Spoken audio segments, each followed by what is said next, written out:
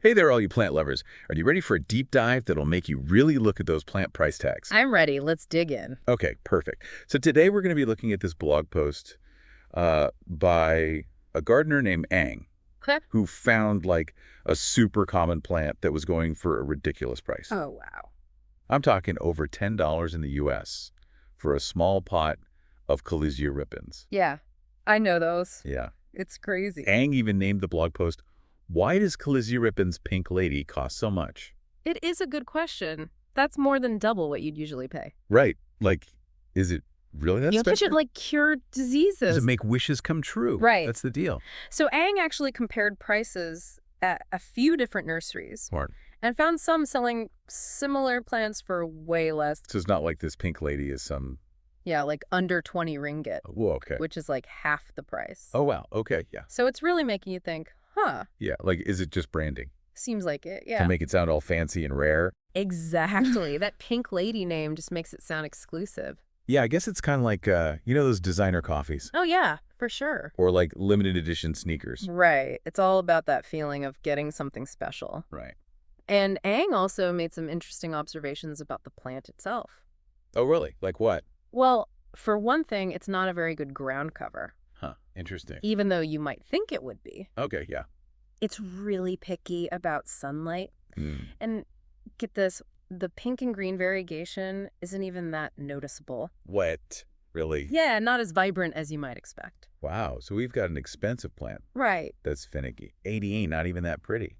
Yeah, according to Ang, anyway. Yeah, talk about a curveball. It just shows you that high price doesn't always equal high value. That's so true, even in the plant world. Exactly. And it highlights how marketing can really influence what we think is worth buying. Yeah, Like, we think we're getting something special, but are we really? right.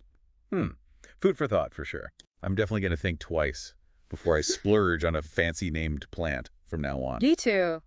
It's always good to do your research. Absolutely. Mm, And maybe check out some of those less glamorous plants. exactly. They might surprise you. Yeah, maybe they're the real hidden gems. Maybe they are. Ooh.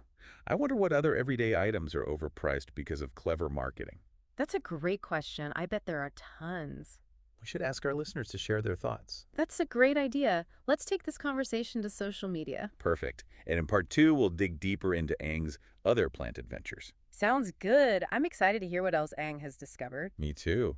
It's Wow. always fun to learn from other gardeners' experiences. Definitely. It's like having a whole community of plant experts at your fingertips. Right. We'll be back soon, so stay tuned. See you then. Welcome back, everybody. I'm still thinking about that mint plant taking over the garden. Oh, yeah. Definitely a sneaky one. So where were we? We were talking about that Mexican petunia. Oh, right. The one that wants to take over the whole world. Sounds like Ang is really having to wrangle that one. Yeah, trying to keep it under control. It's funny, though. What's that? Even if a plant isn't, like, rare or expensive, Yeah, like that pink lady we talked about, right. it can still be a real challenge to grow. Oh, totally. It's like you got to find the right plant for the right place. Absolutely. Like what works in one garden might be a total disaster in another. For sure. That's why I think it's so important to do your research. Right, like Ang did. Exactly. Figure out how big it's going to get, how much sun it needs. Yeah, all that stuff. Definitely. Save a lot of trouble later on. For sure. So, speaking of interesting plants, Ang mentioned some other cool observations in the blog post. Oh, yeah. Like what? There was something about algae in ponds that I thought was really intriguing. Oh, the algae, yeah. It's funny how quickly we label things as good or bad in the garden. Like, we see algae in a pond and we're like, ugh, get rid of it. Exactly. It's like that green slime in your pool. Yeah. You know? Yeah, exactly. But here's the thing. What's that? Algae are actually super important for a healthy pond. Really? Yeah, they're like the bottom of the food chain. They make oxygen, and they can even make the water cleaner. So maybe instead of fighting algae, we should be thanking them. Exactly. It's all about perspective, right? Like, Right. even something we think is a nuisance can actually be really important. Totally. Kind of like that false daisy that Ang talked about. Oh, yeah. Thought it was a weed, but it turned out to be like a medicine. Exactly. And speaking of the false daisy, Ang didn't really go into much detail about its history, Yeah, that's true. but it's got a really long history in places like India, used in Ayurveda. Oh, wow. Yeah, they use it for skin problems, hair loss, even liver issues. That's amazing. Makes you wonder how many other plants we're just ignoring. Right. Or calling them weeds when they might actually be really useful. Totally. It's like there's this whole world of plant knowledge out there just waiting to be rediscovered. I know. It's pretty inspiring, isn't it? Definitely. So Ang also mentioned genetics in the blog post, how it affects how plants grow. Oh, yeah, genetics. It's fascinating, isn't it? It really is. Like, even without us messing around, plants have all this variety in their genes Right. that affects everything about them. So some plants are just like naturally better at growing in certain places. Exactly. Some might love the sun, others might prefer the shade.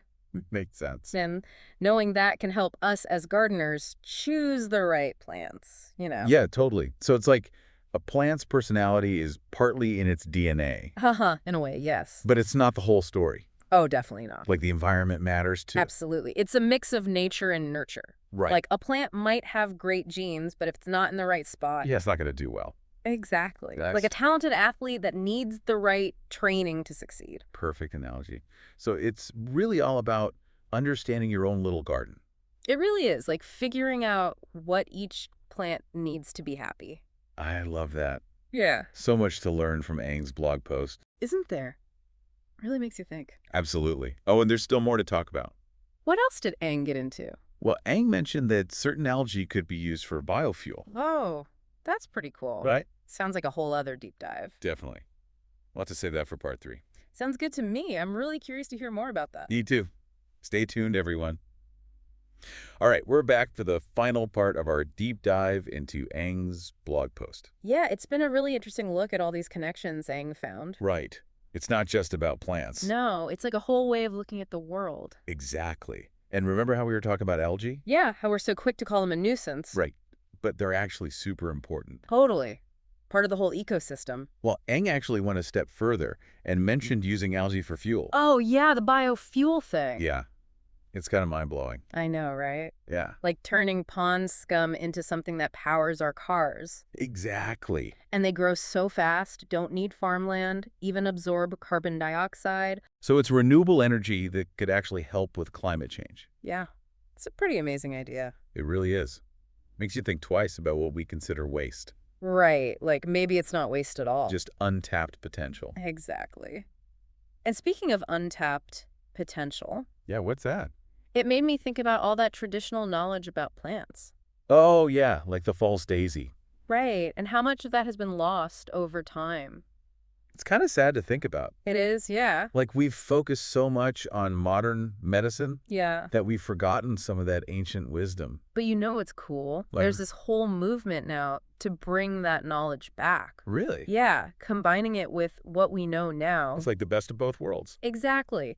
And it's a good reminder that we don't have all the answers. Yeah, we can learn so much from other cultures. And from nature itself. I think that's what I love most about Ang's blog post. What's that? It's not just about plants, it's about being curious, Yeah, being open to new ideas. challenging our assumptions. Like that pink lady. Just because it's expensive doesn't mean it's the best. So true. Ang's observations have really made me see the world differently. Me too. Like Yeah. there's so much more to discover, even in our own backyards. So I think our challenge now is to go out there and explore with fresh eyes. Look for those hidden gems. Maybe even find solutions to big problems, just like Ang's idea about algae biofuel. That's what's so great about curiosity. You never know where it might lead. So keep exploring, keep asking questions, and keep sharing what you find. Yeah. Thanks for joining us on this deep dive into Ang's garden. It's been fun. We'll see you next time. Happy gardening, everyone.